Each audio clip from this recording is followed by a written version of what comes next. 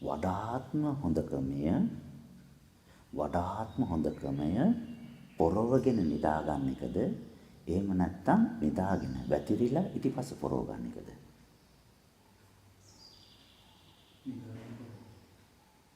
පොරවගෙන නිදාගත්තා. අපි බලන කෙනා දකින්නේ යා නිදි පොරවලා ඉන්නවා.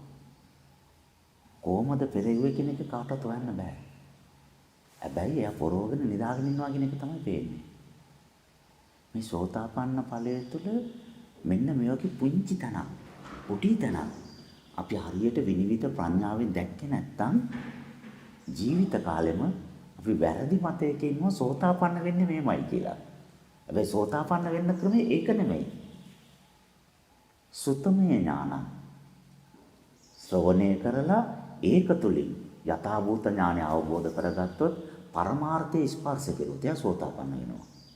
දැක්කා මාරවැටි. මාරවැටි මෙයානේ අර දැන් අවුරුදු 20කට කලින් අවුරුදු කුමාරි බලන්නකො වැරෑලි වෙලා ඉන්න විදිහ. මිනිස්සු වයසට යනවා. ලස්සන්ට තියෙන දේවල් ඔක්කොම දි รา පත් වෙනවා. මේ ලෝකෙ මොකද? ස්ථිර නැහැ. එයා හොඳ බෝධිසත්වයෙක් හොඳට පාරමී පිරිච්ච කෙනෙක්. එයා දකින්න මාරවැටි.